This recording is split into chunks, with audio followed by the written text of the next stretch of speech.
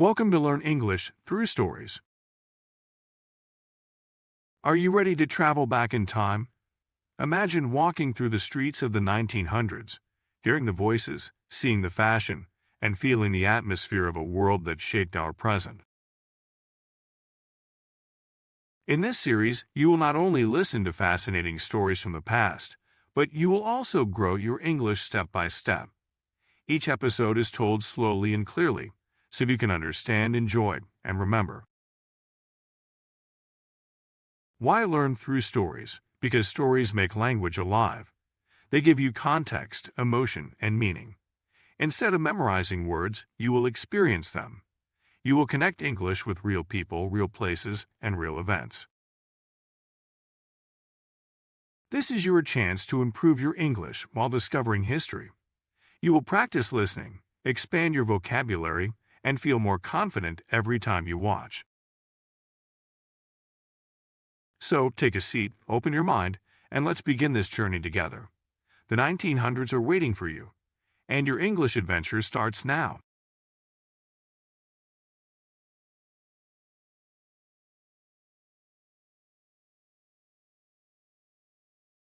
The train stopped with a soft sound and a small cloud of steam. Maria stepped down from the carriage and held her small bag close. She had never seen a town like this before. The air smelled of wood smoke and fresh bread. People moved slowly on the wide street. Horses walked with carts. Children ran and laughed. Maria felt both afraid and excited. She walked to the center of the town. A tall clock tower stood near the square. The clock had a white face and black hands. It showed the time for everyone. Around the square, there were shops with wooden signs. A baker sold bread and cakes. A barber cut hair and talked with customers. A blacksmith worked with metal and fire. The town was quiet, but full of life. Maria found a small house with blue paint. The door was open, and a woman was sweeping the floor. The woman looked up and smiled. "Hello," she said. "You must be new. I am Mary." Maria answered, "My name is Maria. I came from the city." Mary invited her inside. The house was warm and simple. A small table, 2 chairs, and a bed were in one room. Maria felt safe for the first time. Mary told Maria about the town. "We have a school, a church, and a market," she said. "People here know each other. We help each other." Maria listened and thought about her life before. In the city she had many people but few friends. Here, people spoke slowly and looked into each other's eyes. Maria liked this feeling. She wanted to learn the names of the people and the stories of the town. On her first morning, Maria walked to the market. Stalls were full of fruit, vegetables, and cloth. A man sold apples and smiled when Maria passed. A woman sold eggs and told a small joke. Maria bought a loaf of bread and a piece of cheese. She sat on a bench and watched the town wake up. A group of children played with a wooden hoop. An old man fed pigeons near the fountain. The town felt like a small world. Maria started to work at the school. The teacher, Mr. Brown, was kind and patient. The school had one big room and many small desks.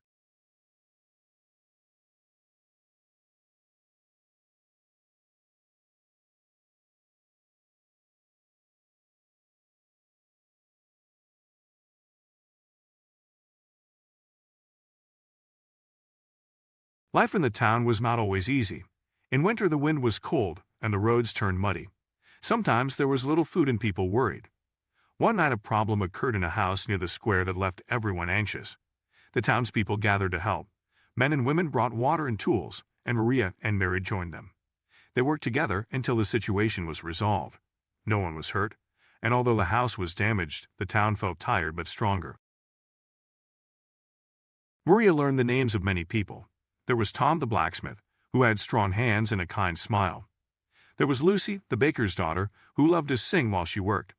There was old Mr. Green, who told stories about the sea. Maria listened to these stories every evening. She wrote them in a small notebook. She wanted to remember the voices and the faces.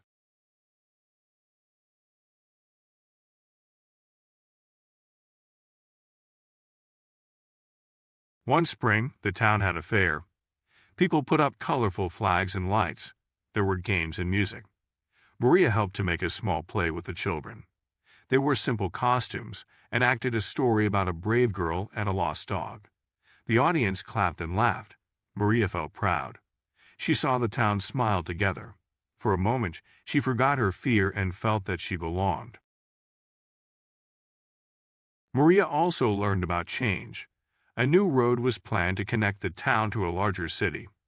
Some people were happy because new shops could come. Others were afraid because the town might lose its quiet life. Maria thought about the trains and the new road. She remembered the city where she came from. She did not want the town to lose its heart, but she also wanted the children to have more chances. One day a letter arrived for Maria. It was from her brother in the city. He wrote that he had a job and a small house. He asked Maria to visit. Maria read the letter and felt two feelings at once. She missed her brother and the city, but she also loved the town and the people she had met. She walked to the river and sat on a stone. The water moved slowly and the sun was warm. Maria thought about her future. Maria decided to stay for a while. She wanted to help the town and learn more. She wrote letters to her brother and told him about the school and the fair. She told him about the fire and the way people helped each other. Her brother wrote back and said he was happy for her. He said that one day he might come to visit. Maria smiled and felt calm. Years passed and Maria grew with the town. She taught more children and the school had new books. The blue house had a small garden with flowers. Mary planted roses and Maria watered them. The clock tower still stood in the square and the market still smelled of bread. The town changed slowly, but it kept its heart. People still helped each other in hard times. At the end of the story, Maria sat by the window and looked at the street. A young girl ran with a wooden hoop and laughed. A man walked with a small dog. The town was not perfect, but it was real and kind. Maria thought about the day she arrived by train. She remembered the steam and the smell of bread. She felt grateful for the new life she had found. The town had given her a home and a family of friends. Maria closed her notebook and wrote one last line. A new town can be a new start. She put the notebook on the table and looked at the clock. The hands moved slowly, like the town itself. Outside, the sun went down and the lights in the houses turned on. Maria smiled and knew that she would stay for now in the town that had become her home. Life in the early 1900s, a world of slow motion. To understand Anna's new home, we must look at how people lived when the 20th century was just beginning. It was a time of great change, but for most people in small towns, life followed the sun and the seasons. The sights and sounds of the street. In 1905, the air was different. There were no loud car engines or plastic smells. Instead, the streets were a mix of wood smoke, leather, and horses. Because there were no cars, the ground was often covered in dust or mud. People wore sturdy leather boots to protect their feet. Women usually wore long skirts that touched the ground and beautiful hats, even just to go to the market. Men almost always wore hats too, usually flat caps for workers or bowler hats for businessmen. If you walked down the street, you would hear the rhythmic clip-clop of horse hooves and the ringing of a bell from the local bakery. Inside a 1905 home, Anna's blue house was simple because in 1905, technology was still very basic. Lighting. Most houses did not have electricity yet. At night, Mary and Anna would light kerosene lamps or candles. This created a soft, flickering orange light that made the rooms feel cozy but very dark in the corners. Heating and cooking. There were no electric stoves. Every morning, someone had to start a fire in a heavy iron stove to cook breakfast and heat the house. Water. Many houses did not have indoor pipes. People often got water from a well or a pump in the yard, and carried it inside in heavy metal buckets. Social life and communication.